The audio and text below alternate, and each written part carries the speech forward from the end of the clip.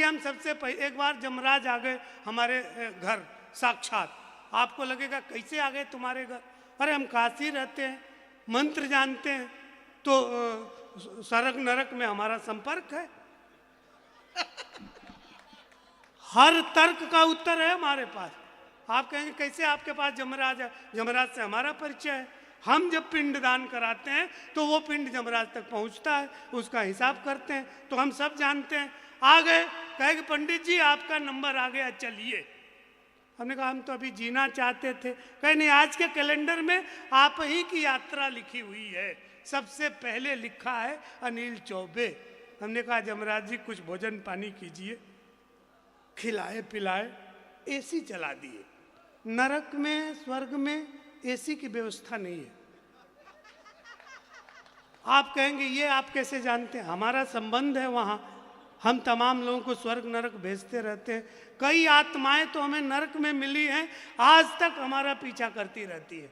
जहाँ भी 10 कवि सम्मेलनों से यही हो रहा है, कोई न कोई आत्मा बीच में आके टोकेगी ही कि तुमको कैसे मालूम है। ये हमारे साथ होता आता है। तो जमराज ने कहा कि तुमको कैसे पता है? हम खिलाए पिलाए बढ़िया एसी चला दिए। जमराज जी कहे ऐसी व्यवस्था तो स्वर्ग में भी नहीं है। धरती पर जून के महीने में इतनी ठंडक, इतना दिव्य भोजन, कंबल ओढ़ के सो गए। जमराज सो गए तो हमने उनकी डायरी निकाली, जो सबसे ऊपर लिखा था अनिल चौबे, उसको काटा और सबसे नीचे लिखा अनिल चौबे। जमराज 4 बजे शाम को उठे, कहे पंडित जी आपकी सेवा से हम बहुत ज़्यादा प्रसन्न हैं। ले जाना तो हम ऊपर से चाहते थे, लेकिन आज सबसे नीचे से ले जाएंगे। तो जमराज ने जो लिख के रखा है वो संभव ही संभव है। वो मुंह पे मत जाइए। चेहरा भले बेवकूफ की तरह से है, हम कभी बहुत बड़े हैं। सियासत आ गई होती, सियासत आ गई होती तो घरवर हो गए होते। सियासत आ गई होती तो घरवर हो गए होते। जरा सी चमचई आती तो रहबर हो गए होते। किसी के प्यार में पड़ के हम ऐसा हो गए, वरना अभी बीजेपी में रहते गवर्नर हो गए होते। हमारे मुंह को मत जाइए।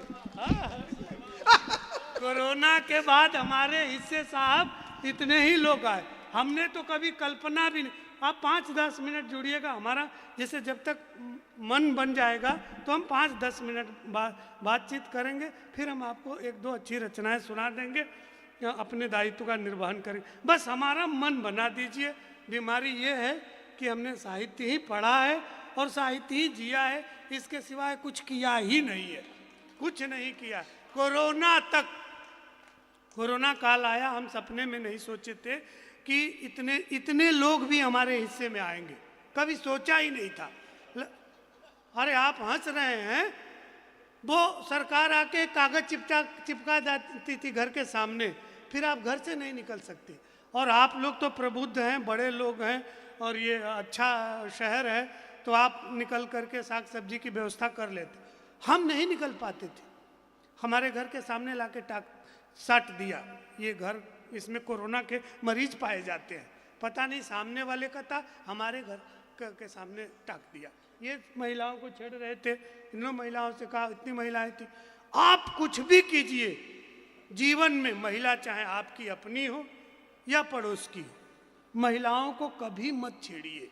उन्हें दूर से ही प्रणाम करके अपना स्थान ग्रहण कर लीजिए, वरना महिला यदि चाहते तो 1 सेकंड में आपकी सारी विद्वता समाप्त कर देती है। अपने घर में हम कवियों को आदत अच्छी व्यवस्था में रहने के, दूसरे के जगह खाने का, दूसरे के व्यवस्था में रहने का। अब एक ही घर में रहते रहते, एक ही पत्नी का मुंह देखते देखते आदमी तंग आ गया। एक दिन गलती से मुंह से निकल गया वही आलू सब्जी, सोयाबीन, आलू टमाटर सोयाबीन, गलती से मुंह से निकल गया। कौन सी सब्जी बनाई हो, इसमें तो कोई स्वाद ही नहीं है। उसने तुरंत फोन लगाया क्वारंटीन सेंटर, हेलो पंडित जी का स्वाद चला गया।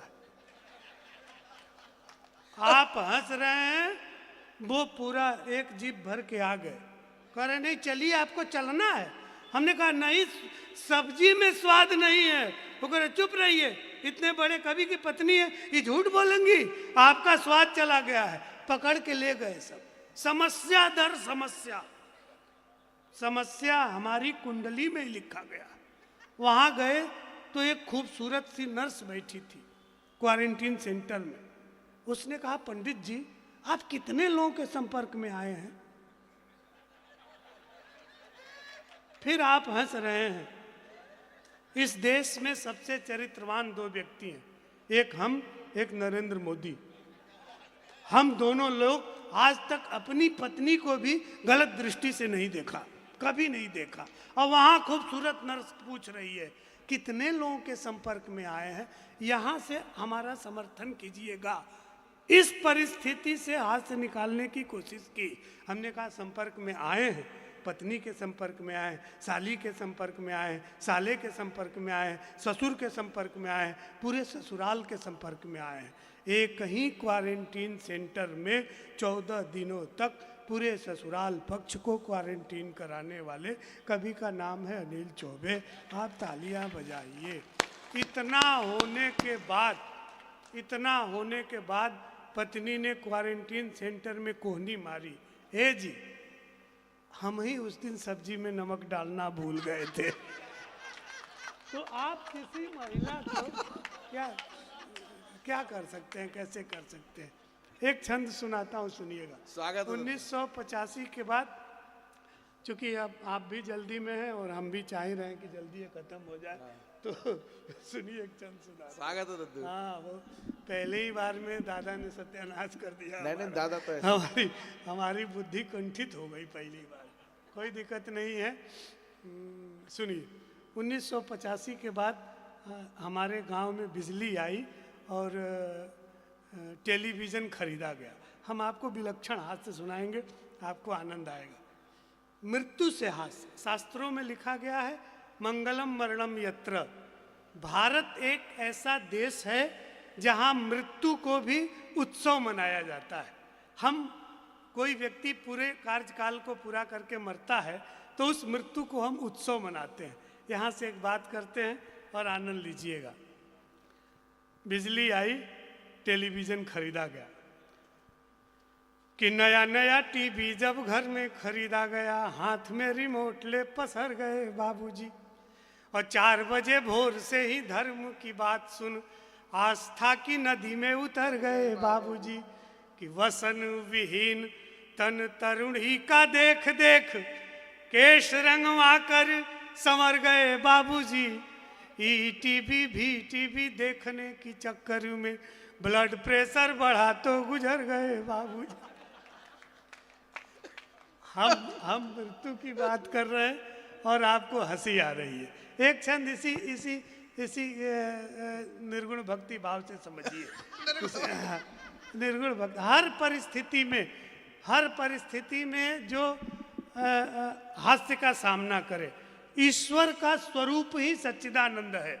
आप आनंद में रहेंगे, आपका कल्याण निश्चित है। आप मुंह लटकाए रहेंगे, जीवन में कहीं भी भला नहीं होने वाला। विषम परिस्थिति में भी हंसते मुस्कुराते रहिए। हमारे पिताजी बहुत गाली देते थे, बिना मतलब के गरियाएं। कोई भी जो भी दरवाजे से गुजरे तो उसको गरियाना शुरू करें। मुंह में दांत थे नहीं। अच्छा, गांव के लोग सम्मान में कुछ बोलते नहीं थे कि पंडित जी हैं, आशीर्वाद दे रहे होंगे। पिताजी और बहस के गाली दे। किसी ने समझा दिया कि अब तो मृत्यु करीब आ गई है, अब लोगों को गाली देना छोड़िए। तो हमको पास बुला के बोले कि बेटा कुछ ऐसा करना कि पूरे गांव के लोग कहें कि इसके पिताजी बहुत अच्छे थे। अब बताइए, जिसके बाप ने पूरे जीवन पूरे गांव के लोगों को गाली दी, अब वो ऐसा क्या करे कि पूरा गांव कहे कि इसके पिताजी बहुत अच्छे थे, इसके पिताजी बहुत अच्छे थे, इसके पिताजी बहुत अच्छे थे। पिताजी मर गए। उनके मरने के बाद हम 2 भाई हैं, लाठी लेके उसी चौतरे पे बैठते हैं। जो भी उधर से गुजरता है दौड़ा के पीटते हैं और गाली भी देते हैं। पूरा गांव कहता है इससे अच्छे तो इसके पिताजी थे जो केवल गाली देते थे। तो दौड़ा के वो तो आओ यार। ये हमारे मुंह पे मत जाइए। ऐसा नहीं है कि मैंने इसी तरह से मनहूस चेहरा लेके पैदा हुए थे। हम पैदा हुए थे तो बहुत खूबसूरत थे। बाद में सरकार ने आधार कार्ड बना दिया, फिर आधार कार्ड के हिसाब से हमको मुंह रखना पड़ता है, कहीं लाल कहीं काला पीला कहीं हरा, ऐसा रखना पड़ता है, वरना वो एयरपोर्ट वाले घुसने नहीं देते हैं कि कहाँ जाए कहाँ नहीं। एक बहुत अच्छी बात हमारे भाई साहब कह रहे थे, बहुत बढ़िया बात इन्होंने कही, आधार कार्ड के बहुत अच्छी बात इन्होंने कही कि मेरे साथ भी हुआ। मैं सरकार के तरफ से विदेश की यात्रा पे था, एक पकड़ा अंग्रेज को उसको क्या पता है, तो उसने कहा पंडित जी वो हनुमान जी के विषय में हमने सोचा था, बहुत बड़ी बात कह रहा हूँ, आपका पवित्र मंच है कि ज्ञानी नाम अग्रगण्यम बुद्धि नाम वरिष्ठम, मतलब इसका मतलब क्या होता है? हम कहे इसका मतलब ये होता है कि बहुत पढ़ा लिखा आदमी, बहुत योग्य, ज्ञानियों में सर्वश्रेष्ठ ज्ञान वाला। कह चुप, अब गलत है, आपको कुछ भी पता नहीं। जब हनुमान जी ज्ञानी नाम अग्रगण्यम थे तो भेजा गया था सजीवन बूटी लाने के लिए उधर, वो अयोध्या कैसे पहुंच गए? इतना ज्ञानी बुद्धि नाम अग्रगण्यम व्यक्ति मुख्य काम के लिए गया है, दवा लेने भोपाल भेजा गया तो दिल्ली क्यों पहुंच गया? हमने कहा यही तेरे समझ का फेर है। हमारे यहाँ हनुमान जी ज्ञानी नाम अग्रगण्यम बहुत बड़े सनातन के संत हैं, और संत भारत का जब रास्ता भटकता है तो अयोध्या पहुंचता है, और तेरे यहाँ पढ़े लिखे इंजीनियर होते हैं वो बम फोड़ के खुदे खत्म हो जाते हैं। ये दोनों में अंतर है। जिंदाबाद। नारी की रक्षा को गिद्ध भी युद्ध जहां निज शक्ति यथा करते हैं। भारत की संस्कृति है, पूरे विश्व के इतिहास में ऐसा कहीं अद्भुत छंद है गया है कि किसी नारी की रक्षा के लिए किसी गिद्ध ने किसी आतंकवादी से युद्ध किया हो। ये केवल सनातन और भारत की सभ्यता है, संस्कृति हमारी है, जहाँ एक महिला की रक्षा के लिए एक गिद्ध, एक पक्षी आतंकवादियों से युद्ध कर लेता है।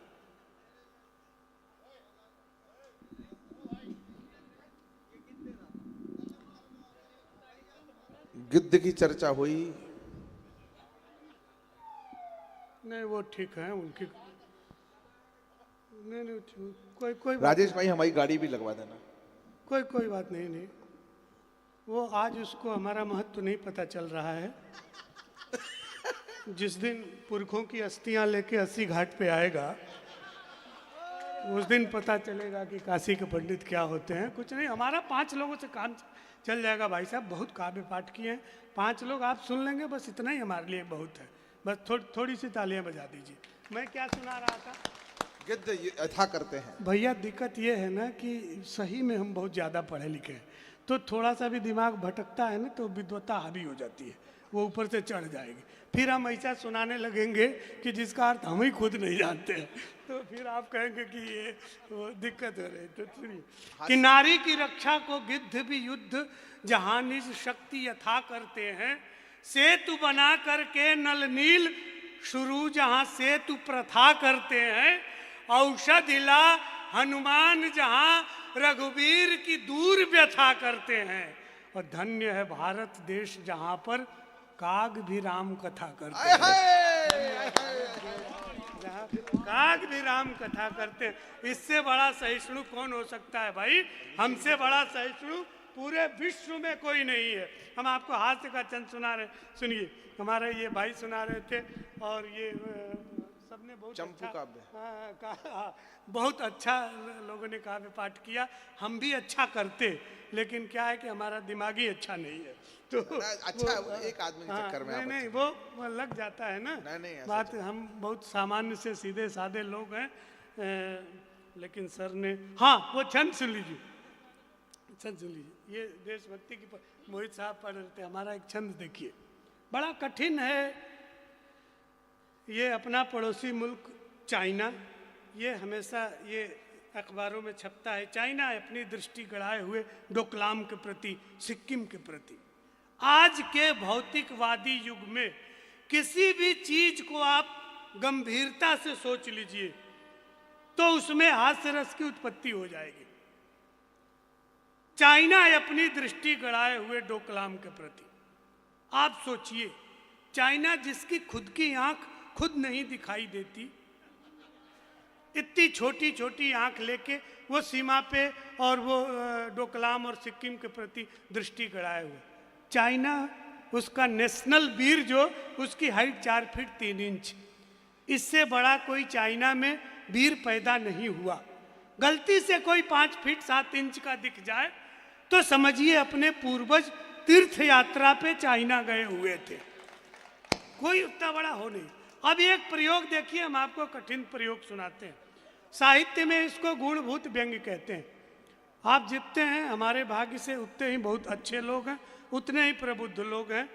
सुनिए और प्रयोग का आनंद लीजिए कि बटन सी आंख बीच चाइनीज नाक तेरी, बटन सी आंख बीच चाइनीज नाक तेरी, धाक में सुराख कर देंगे लाल माओ के। बटन सी आंख बीच चाइनीज नाक तेरी, धाक में सुराख कर देंगे लाल माओ के। और एक बात जिन पिंग ठीक से समझ लेना, कोट में गुलाब नहीं दाढ़ी वाले ताऊ के। एक बात जिन पिंग ठीक से समझ लेना, कोट में गुलाब नहीं दाढ़ी वाले ताऊ के।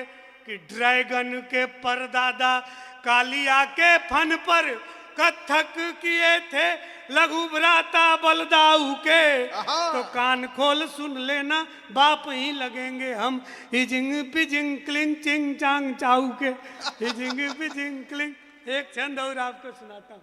जब हम पहली बार दुबई गए 2002 में, तो एक शेख ने कहा पंडित जी शराब पे सुनाइए। हमको लगा हम ही से क्यों कह रहा है शराब पे सुनाइए। हम कहें शराब में नशा है, कि तुमको कैसे पता है, और न सुनाए तो पूरा काव्य तो धर्म आड़े आता है। आपको भी एक सुझाव देता हूं, जिंदगी में चाहे कोई भी विषम परिस्थिति हो, सकारात्मकता का कभी त्याग मत कीजिए, हमेशा सकारात्मक रहिए। सौंदर्य बोध नाले में भी है, बस दृष्टि सुअर की चाहिए। वहां भी आनंद बड़ा, जिंदाबाद, वाह पंडित जी, वहां भी है। जब भी दृष्टि बदलती है, व्यक्ति का दृष्टिकोण बदल जाता है। तो हमें कभी भी, हमको अमेरिका जाने के लिए वीजा नहीं मिला। जो काउंसलर मैम थी, उसने कहा डॉक्टर चौबे नहीं, Chaubi, your profile is very rich but I am sorry, next time apply. अब हमको लगा कि हो सकता है अमेरिका का वीजा ऐसे ही मिलता हो। हमने वो कागज पासपोर्ट में फंसाया, पॉकेट में रख के मुस्कुरा के जाने लगे। अच्छा, जिसका कैंसिल होता है वहाँ बहुत रोते हैं, तड़प तड़प के, छाती कूट कूट के। उसको क्रोध आया कि जिसका कैंसिल किया सब रो रहे हैं, इसका कैंसिल किया तो ये हंस क्यों रहा है। तो कहा पंडित इधर आओ, हमने तुम्हारा वीजा कैंसिल किया है, तुम हंस क्यों रहे हो। कहा मैडम सकारात्मक दृष्टि, जिसका एक बार वीजा कैंसिल होता है वो भारत का प्रधानमंत्री जरूर बनता है। हम इस दृष्टि से हंस रहे हैं। तो कोई भी परिस्थिति आए, कोरोना में वही लोग जिंदा बचे जो सकारात्मक थे, वरना जितने आहत हुए सब जो गए वो कभी वापस नहीं आए। सकारात्मक जितने रहे वो बच गए। अब एक प्रयोग देखिए, एक कवि एक ऐसे देश में खड़ा है जिससे शराब पे कहा जा रहा है कविता सुनाओ, जिसके कई पुस्त जानते ही नहीं है कि शराब में क्या होता है, और उससे कहा जा रहा है। अब ये पूरे हम कह रहे हैं कि कह दें कि शराब ऐसा है तो कहेगा तुमको कैसे पता है। अच्छा, हम कह दें कि नशा है तो कहेगा तुम झूठ बोल रहे हो, बिना अनुभव की चीज़ें कैसे सुना रहे। अब प्रयोग देखिए, आनंद लीजिएगा। आपको मैं हिंदुस्तान का सर्वश्रेष्ठ श्रोता मान के सुना रहा हूँ, आप मुझे ब्रह्मांड का सबसे महान कवि मान के सुनिए। हाँ, और आपको आनंद आएगा, कोई मैंने इधर उधर की बात नहीं सुनिए। और श्रृंगार से हास्य, एक सुंदर सी नायिका, भैया 2-3 मिनट और पढ़ेंगे, बहुत जरूरी ना हो तो। अच्छा, फोटो वाला है तो ऐसे क्यों कर रहे हैं मेरे साथ, जान मना कर रहे हैं। अच्छा, कोई बात नहीं, कोई बात नहीं। तब कोई आप फोटो खींच लीजिए, इनका खींच लीजिए और धीरे से निकल जाइए। सुनिए, अभी जानते हैं 20 से 25 आदमी में एक आदमी और उठ के चला जाए ना तो ये कहेंगे कि एक तो चला गया था उठ के, तो इसको बचाना पड़ता है। कोई बात नहीं, आ जाइए, बहुत देर समय दिया है आपने, इतना ही समय देना चाहिए। अब इससे ज्यादा क्या देंगे? स्वागत है, सुना दो। हाँ, कह रहे हैं मतलब 1 घंटा सुनाना है तो ठीक है। तो सुनिए, ये एक छंद सुनिए, आपके तब मतलब प्रयोग में आनंद लीजिएगा। श्रृंगार से हास। एक सुंदर सी नायिका गांव में खेतों से गुजरती है और गांव का सौंदर्य बोध जग जाता है, पूरा गांव नायिका का अनुगामी हो जाता है। सुनिए कि गोरी गोरी गोरी पगडंडी से जो गुजरी तो हरा भरा खेत खड़ा ख्वाब देखने लगा। कि गोरी गोरी गोरी पगडंडी से जो गुजरी तो हरा भरा खेत खड़ा ख्वाब देखने लगा। और रूप देख धूप को भी आ गया पसीना, बूढ़ा बरगद आंखें बेहिसाब सेकने लगा। कि ज्वार बाजरों ने झुक झुक हेलो हाय कहा, और हर रास्ता जनाब छेकने लगा। और पोखरे में पाँव को पखारा जब उसने तो ट्यूबवेल गांव का शराब फेंकने लगा। ट्यूबवेल, एक छंद और पढ़ दीजिए, एक छंद और पढ़ दीजिए, एक छंद सुन लीजिए। पुलिस कहीं की भी हो, यदि मूड बना के बैठी हो कि चालान काटना है तो चालान कटेगा, चाहे आपके पिपरिया की पुलिस हो या हमारे बनारस की पुलिस, वो उनके मूड के ऊपर है। आप प्रयोग देखिए और आनंद लीजिएगा। ये भी साहित्य के गूढ़भूत व्यंग में आता है।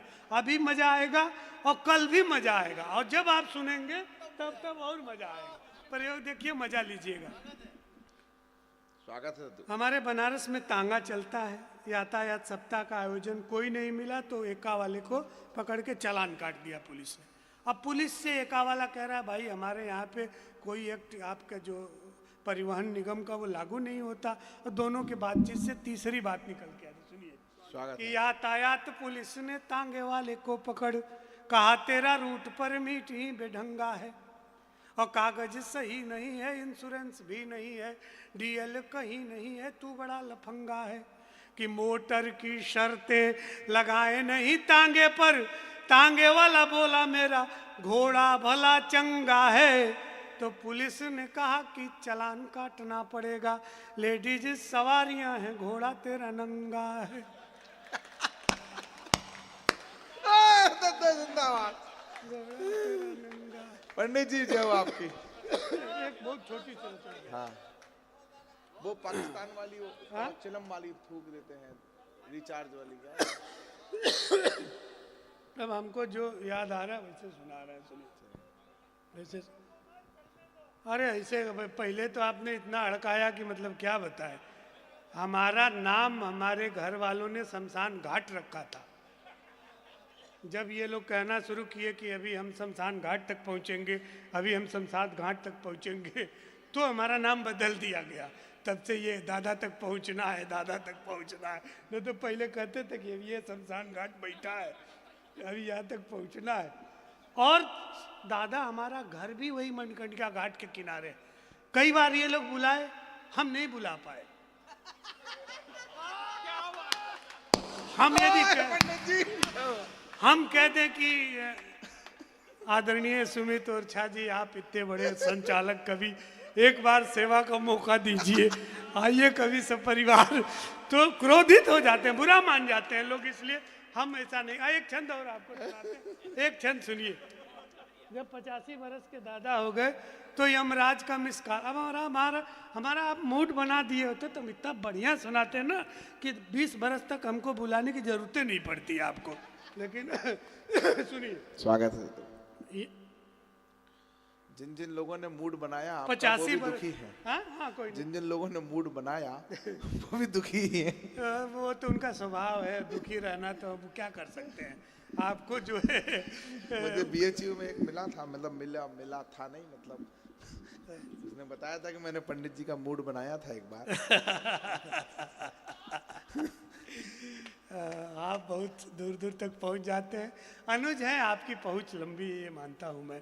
कभी अपने घर पे भी रहा कीजिए ताकि बाकी चीज आप विद्वान आदमी हैं पंडित जी, सनातन और आप धर्म के विद्वान होकर रक्षक। के ये नहीं जानते कि अनुजों से बना के रखो, अनुजों से छेड़छाड़ नहीं करो। इतिहास में जिन लोगों ने अनुजों से छेड़छाड़ की, रावण, प्रमोद महाजन, वो इतिहास हो गए, और आप मुझसे कर रहे हैं। आप मुझे भी इतिहास ही समझिए। इतिहास का, आप मुझे इतिहास का शिलापट्ट समझिए। इस तरह की कविताएं कौन सुनता है? आप लोग सुन रहे हैं, आप बड़े मतलब सम्मानित लोग हैं जो सुन रहे हैं। आज के युग में इस तरह की कविताएं न कोई लिखता है न कोई सुनता है। फिर भी आप सुने, एक क्षण सुन लीजिए, बातचीत में बहुत समय नहीं गंवाना चाहते। 85 बरस के दादा हो गए, तो हम लोगों ने पूछा कि कोई अंतिम इच्छा हो तो बताओ। हिंदुस्तान का बुजुर्ग वो है, चाहे कुछ भी हो वो अपने आनंद में पड़ा रहे। हम अपने घर की बात बताते हैं, सुनिए।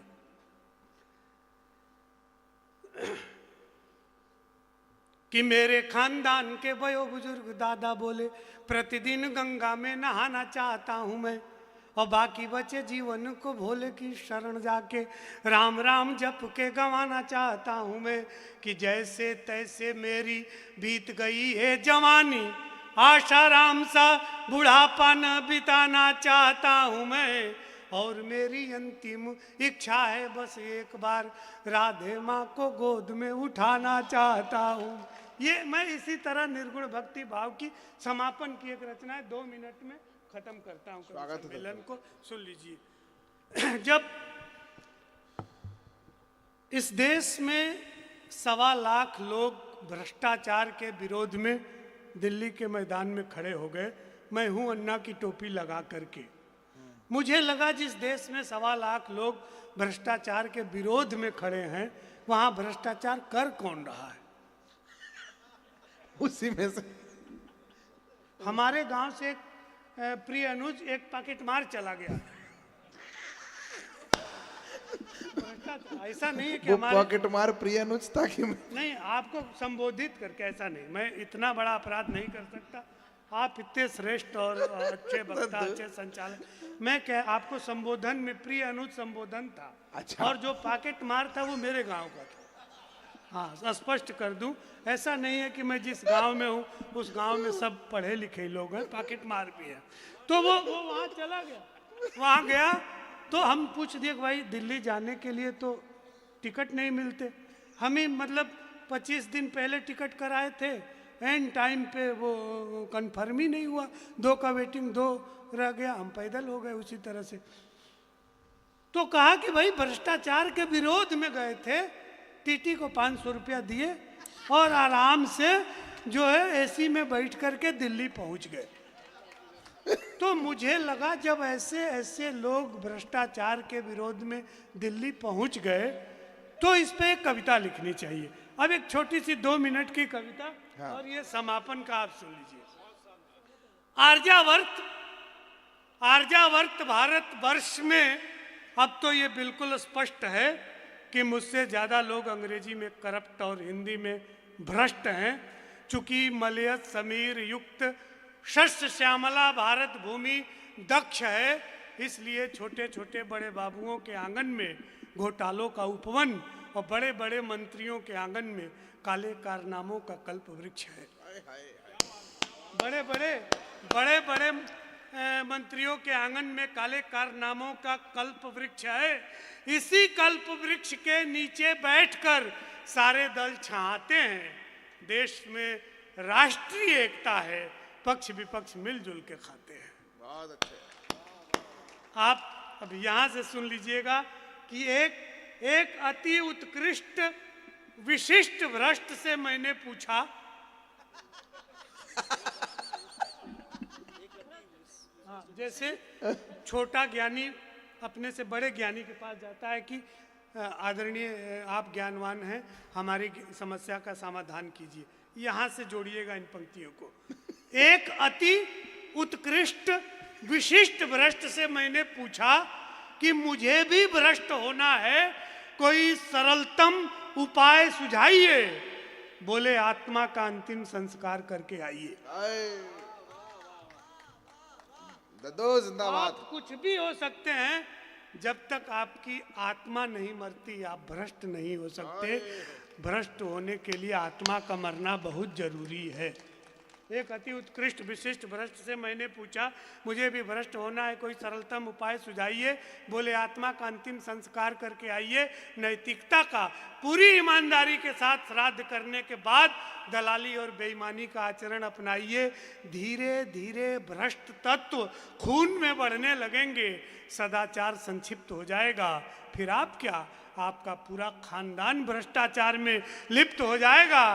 फिर आपके घर नवजात शिशु पैदा होते ही बोलेगा, हे जगत नियंता, विधायक बनूं या अभियंता।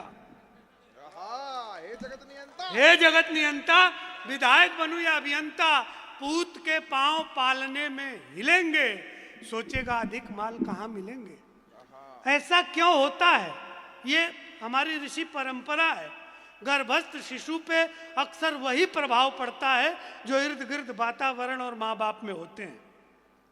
ऐसा इसलिए होता है कि गर्भस्थ शिशु को बाप रोज सुनाता है काले कारनामों के किस्से, घोटालों के जेवर से लदी हुई माँ सुनाती है रिश्वतखोरी की लोरी। बाप तिहाड़ गमन करता है, वो बेटा भीष्म प्रतिज्ञा करता है, सारे आरोपों को गलत सिद्ध करके दिखाऊंगा, बड़ा होने दे माँ मैं भी संसद में जाऊंगा।